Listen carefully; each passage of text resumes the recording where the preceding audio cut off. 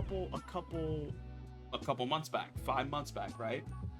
Well, not even 5 months back, because I'm pretty sure I reacted to this like still a few months ago, but not during the time of this release, right? But remember this video? Something weird is happening to hip hop. Hip hop is quote unquote dying. My nigga Patrick CC went ahead and did his own spin on it. I haven't watched it at all, but I'm really excited to see what it's about. I'm really excited to see what his thoughts are on hip hop not dying, but the world is. Have you heard anyone say recently video games are not as good as they used to be? Movies are not as good as they used to be. Cars, the NBA, the NFL, music is not as good as it used to be. Yes. No, you're not crazy. There's a lot of truth to these statements. Now, hip-hop is not dying, but you have to be totally narrow-minded to think that it's as dominant as it used to be. And most of you know me as the hip-hop guy, and don't worry, I'm not about to just shit all over this genre that made me. I still love it, and I ain't going anywhere, so get that out of your head. But most people who've been discussing this... also, Patrick, I'm fucking with the little mustache that you growing. Yo, nigga looking like Dale Earnhardt. I still love it, and I ain't going anywhere, so get that out of your head. Nigga But most people who've been why does he look like Dale Earnhardt? This topic exhausts these same old arguments. The beats are repetitive, the lyrics have no meaning. They only rap about murder, girls, drugs, and money. There are too many... She on a NASCAR fan chat? I mean, I dabble. No, actually, no. I feel like I've always been sort of like, okay, I feel like I've been an all-around sports fan, no matter what it is. Okay, well, I just lied to you, because I'm not a fan of NHL, and I'm not a fan of, softball, crochet, golf. I'm definitely not a fan of golf. But, like, if we're talking about NASCAR, football, basketball, and football, right? That's my number one sport. It'll always be my number one sport. But NASCAR, basketball, and football? Those are, like, we know you fuck with cricket. Hi, Cardi. Hi, Uzi. 1629, when is it coming? Are y'all gonna let us know, or what? Like, many clones. They're just trying to go viral and not create art. They're clout chasing, violence, blah, blah, blah. Now, those are some good points, and they ain't wrong. But the problem is so much deeper than that. The truth is our world, our species, human civilization is advancing into something far more complex than what we used to be, and I know I'm coming off extremely pretentious and annoying and trying to be too smart. Just let me cook for a second, because I really think I got something here. Now, I'll start by saying something positive about hip-hop. There have never been as many artists making high-quality hip-hop records as there is right now. Let me rephrase that. Yeah, let's rephrase, because I was about to say, are we just not going to forget what happened in 2023? We got Yachty, we got Travis coming back again. Shit, beyond that, has there actually been, like, any other high-quality rap albums other than those two off the top of my head? I guess you could say, like, Earl. But then we're talking about, like, people that are okay. Not saying that Earl Sweatshirt is not known, but you know, Danny Brown, Killer Mike, right? Danny Brown, Killer Mike, JPEG Mafia, right?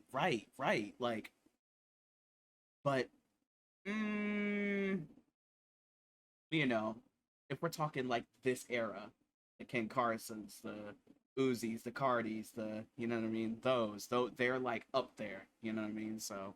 That hip-hop is still really fucking good. But most people are just too busy or lazy to go and look for it. And listen, I'm included in that. If you want the good stuff, you gotta dig for it. But most of you won't. Which brings me to my first point. You are being overexposed to media, which leads you to being paralyzed by choice and therefore never feeling fulfilled. 100,000 songs are being uploaded to Spotify every day. 3.7 million YouTube videos are uploaded every day. There are dozens of high-quality movie streaming services uploading millions of hours of content every day, and having too many options has been proven to be a bad thing. In 2000, psychologists from Columbia and Stanford University published a study about jams. On a regular day at a local food market, people would find a display table with 24 different kinds of jams. Then on another day, at that same food market, people were given only 6 different types of jam choices. The store sold more jars of jam when they only offered 6 different choices. It's easy to feel confident and fulfilled. That makes sense. That does it not? That's obvious fulfilled that you chose the right jam when there's only 6 jars. But when there's 24, you start to feel overwhelmed. You start to wonder why there are so many in the first place, and you realize it's just less stressful to not choose any. You shouldn't feel bad that you can't choose what is the best music or content to consume out of the millions of options. It's much easier to just listen to an album or song that you already know is good, one you've been listening to for years, rather than to dive. Whoa, why was it just a row after row of just Kanye? What's going on, bruh? What's going on? Ali's releasing another album soon?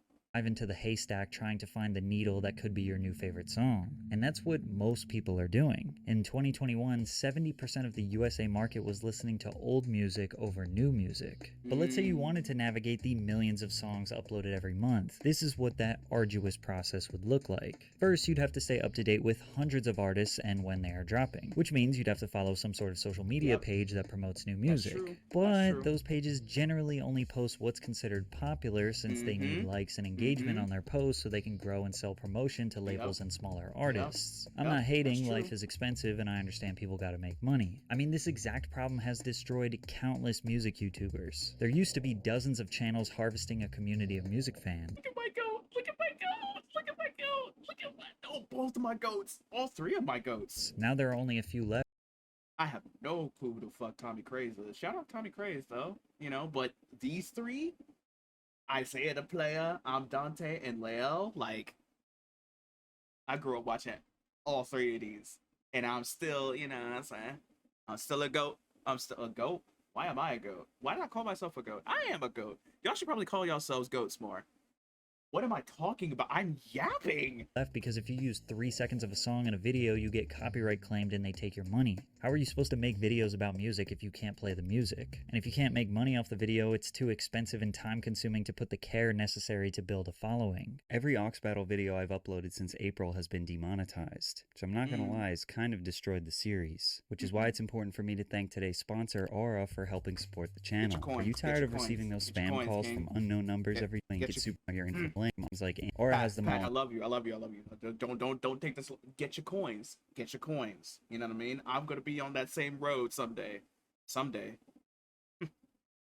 Manifestation is real, bitch. One information description. But whenever an artist posts on their social media, new song dropped or out now, the algorithm actively hides the post because Instagram and TikTok do not want them posting anything that is going to take the user off their app and onto another. So even the artists that you follow and want to be notified when they drop won't show up on your feed. The only way an artist can get around this is paying for exposure through ads. Therefore, the artists with the most money, whether that be independent or signed to a major label, are the ones that end up on your feed. We all know that money doesn't buy talent, and 99.9% of the time, the talented artists don't have the money to rise to the top of the algorithm. So then the artists become desperate. And can you really blame them? They begin performing gimmicks and antics on TikTok to get a crumb of organic exposure, like making some stupid song that only people like as a soundbite in the background of other TikToks. And when the artist gets rewarded for this strategy, they do one of 2 things. They get resentful that people liked this stupid thing that they created for attention, and then they go back to making the actual music that they wanted to create, only for that music to fall on deaf ears because the listeners were never really fans of them. Or they continue to make gimmicks hoping to go viral again, leading to the repetitive cycle of nonsense that nobody actually likes. So then why are record labels signing these gimmicks knowing that they don't really have that much to offer? Won't a label make more money off the next Tyler the Creator, J. Cole, or Kendrick Lamar? Well, yes, but that's way too risky. For around 100 years, an artist had like one way to make a music career possible. They would record a demo, perform shows in the closest city to their home, and hopefully gain a reputation for being a promising talent. Maybe they would get the attention of a radio or club DJ and get their music broadcasted to a larger but still generally localized market. Then music labels hired A&Rs to scout talent like a football coach, going city to city visiting small clubs, bars, and listening to local radio stations to see who has potential for a record deal. If the artist was lucky enough to get a record deal, they would have a team dedicated to helping develop the artist, fine-tune their music, image, and creative direction, then push their music out to a national market and see what cities take a liking to their new talent. And as you can imagine, this was a massive time and financial investment, and record labels would continuously try and market these artists even if the fans weren't immediately impressed. Why? Because they believed in their talent and spent so much effort to discover and develop them. Labels would also scout and sign a wide variety of different talents because if one artist didn't work, well, it didn't make sense to push the exact same sound. These A&Rs were trained professionals. They were humans using their human experience to invest and promote what they think other humans would like. And it worked like that, almost flawlessly, for like 80 years. Okay, flawlessly might be a little bit of a stretch. The old way made it basically impossible for a new artist or an upcoming artist to break through. It was art, exactly. Like, we were way too reliant on record labels. There were probably so many great artists that never got discovered because an A&R for a music label just never happened to be where they were when they were performing in some bar or bowling alley. For the average person, the only music that existed was stuff that was on the radio or in movies or on MTV or just what their friends liked. But that's also what made the music so iconic, is because like everybody knew the same stuff. Then the internet came, which was great for a little bit. It was great for a little bit. The internet created the opportunity for any artist to get their music out to the world. So individually, for artists, it was so much better, but it destroyed music communities. Music that once unified us is now dividing us. Before everyone had smartphones, the internet was a fringe hobby that introverted people and children used. Chameleonaire, Soulja Boy, and the entire SoundCloud rap era used the internet to create a wave so dominant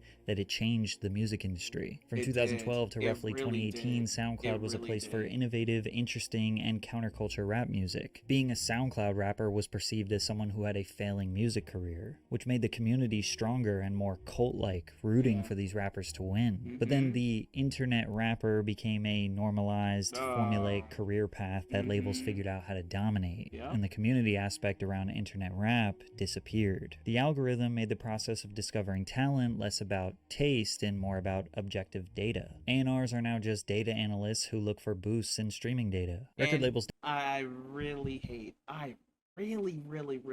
the fact that we're so hard focused on analytics and data and what works and what doesn't. Like, and that goes with any form of media, whether that be content creation, whether that be actual art, whether that be like what movies or television or like anything else. Like I like back then, shit would just drop.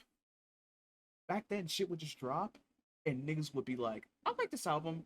I don't like this album." Right? You know, it's but the thing is, the difference is they would actually give the album a listen. They would actually listen to every song, you know, instead of just listening to like the first 10 seconds or 30 seconds of a song and being like, skip, I don't like this song, 0 out of 10. Like you know what I mean? Like, you know, I don't know. It's odd. It's really odd, and I frankly don't like it. The more that I see it, and the more that I'm exposed to it, the more I'm like, something's not right here. I don't like where this is going. I really don't like where this is going. Don't care how the music sounds, they just care if people are listening. But as we explained before, people are not necessarily listening to music for the same reasons that they used to. And sometimes the algorithm or streaming data is just wrong. It just doesn't mean that the song is good or that the artist is objectively talented. It could be random. It could mean nothing. Think about the YouTube algorithm. You watch one video about dogs. All of a sudden, you see another one recommended to you. You click that. Now 3 are recommended. You go down one YouTube wormhole and your whole feed is transformed into only dog content. Music algorithms operate similarly. Let's say you listen to a couple Pop Smoke songs on Spotify. You start getting recommended similar artists who are using the same style beats. And now your algorithm on Spotify is just filled with nothing but drill. That's it. You know what I mean? And sounds. Before you know it, your Discover Weekly is flooded with every Brooklyn drill and UK drill rapper in existence. You were in a drill mood for a couple of days, and now Spotify made it your entire listening experience. Then the upcoming artists are incentivized to copy someone else's sound because the only way they'll make it into the algorithm is if they can be categorized alongside another bigger artist. So you have to manually trick the algorithm and listen to a bunch of different stuff on purpose to get recommended a decent variety. Or not rely on the algorithm at all. But it's hard not to rely on them when they're extremely convenient. And this is a little bit of a tangent, but it's fucking crazy. The other night I was driving and I was going to pick up some food for dinner, and my actual car that I bought and own and really drive to get food.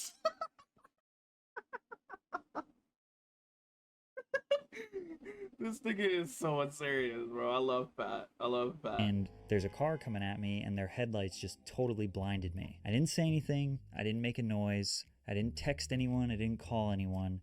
But I did think to myself, like, dang, their lights are so bright. And I started thinking about, okay, is this legal? Or like, can they get in trouble? Or why are they so bright? Just all these questions about these bright headlights. Okay. I pick up the food. I get home, I pop on YouTube, and what do I see? A video titled, "Blinding Headlights Are a Growing Problem on US Roads." Nah, that's not... Wait. Nah, that's not... And no, this was not a new video. It's 6 months old. And no, I don't watch content about cars or about headlights or social problems. And yeah, I watched the video. And I'm honestly glad it was recommended to me because I really wanted to know. That's true. That's true. It freaks you out for a bit, but at the same time, though, it really starts a conversation of like, wait, this is something that I was actually interested in. Like, actually wanted to talk about it, actually, like, watch. So, like, aside from this being kind of scary and creepy, how is the algorithm inside my head? It's incredibly convenient. The convenience of being recommended content, or in this case, music, is slowly destroying our autonomy. You have to actively go out of your way and make small choices, such as, like, what music you want to listen to defeat the algorithm, which is why editorial playlists that are created by humans should be a saving grace. Right. Keyword. Should be. A human analyzes the streaming data, then listens to confirm if it's a good song or a unique song, then adds it to a playlist for people to listen to and enjoy. But unfortunately, Spotify playlists are corrupt. Shocker. They're doing the exact same thing they've been doing to radio forever. Payola. Whoever pays the most money to the tastemakers, aka the radio DJs and playlist curators, makes it to the top. Upcoming artists realize social media is not a fair market, and they get desperate for exposure by sacrificing their art. And the fans, who are too busy to become full-time A&Rs, get screwed because they think that what is being recommended to them, or what's on the radio, or what's on Rap Caviar, is all that music has to offer right now. But the truth is, right now, there are so many objectively great artists. People actually listen to Spotify-generated playlists? I don't. There's only a rare occurrence that I have ever throughout my 24 years. 24.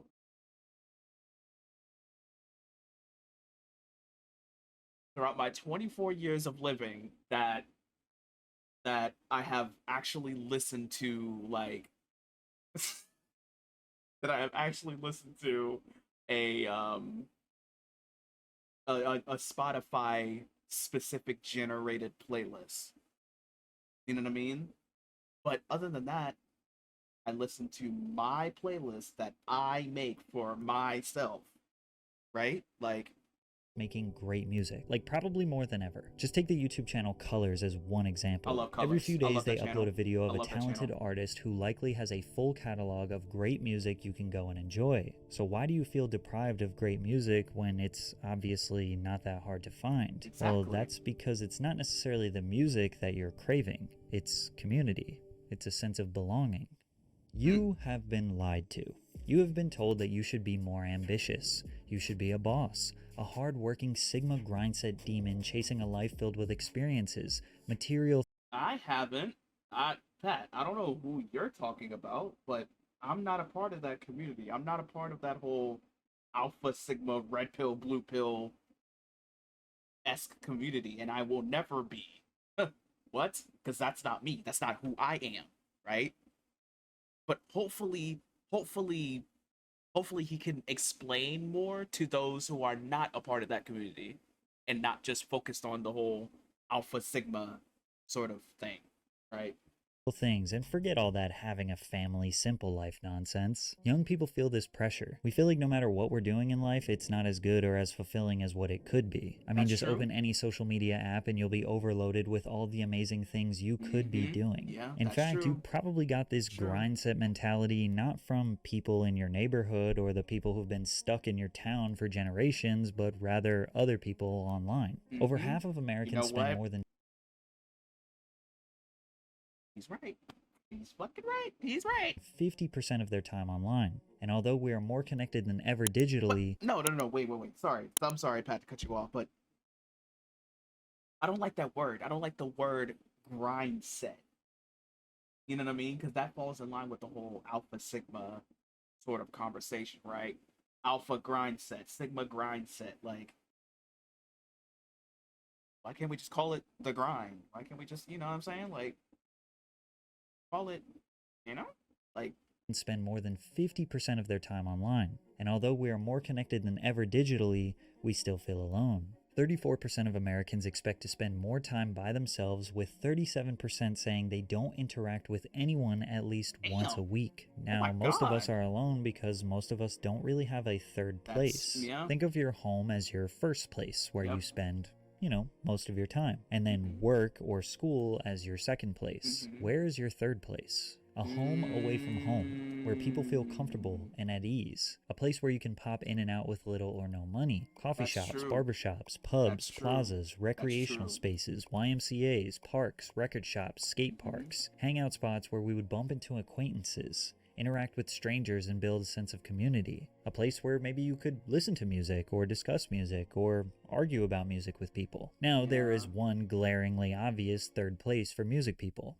Concerts. But in hip-hop, concerts are a mess. They suck. Big mess. And yes, they do fucking blow. They suck ass. They fucking blow. We don't want them. Concerts are by far the worst. Bring back music. I just want music back. That's all. Like, live music experiences that there is. They are typically bad performers with a crowd full of people too cool to participate. Hi, and on top of that, the shows are insanely expensive. I spent $1,000 on a Drake concert ticket and saw people filming themselves to show their social media followers that they were at a Drake concert. Rappers lip sync the words while the DJ just plays the MP3 file you can hear online. They might ad-lib a few times and jump around. So little by little, people are not going to as many rap concerts because it's just a big waste of time and money. To no surprise, rappers who are great live performers have more longevity in the genre, because that in-person real experience will last so much longer. And that's why I believe Cardi, when he says that he's a rock star, I really do believe it. I'm not an opium dick sucker. I'm not a Cardi dick rider. I'm not gawking on this nigga's cock 24/7. But I will admit that Whole Lotta Red is a concert album. It's meant to be played at concerts. Die Lit is meant to be played at concerts. Fucking no, but Die Lit, cool. Whole Lotta Red is a concert album. The whole rock themes, the whole like rock star, like whole aesthetic and shit like that. That's meant to be there. That's meant to be, you know, and you know what I'm saying?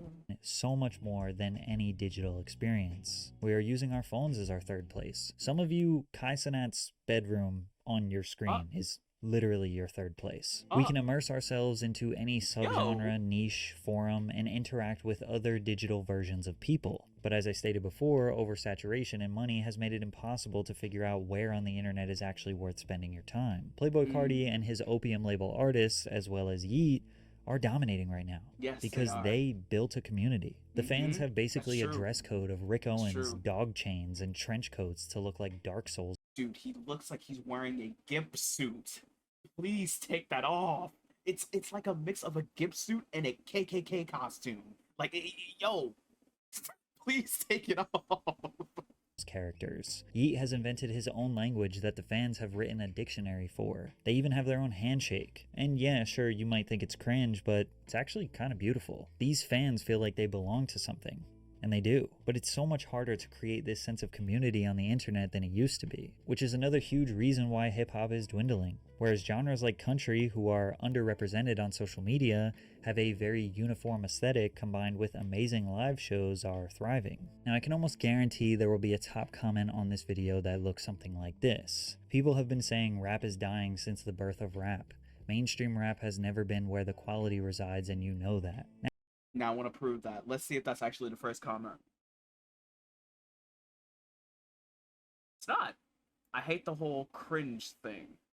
If there are people having fun in the community and are feeling like they belong, just like you said, it's honestly beautiful.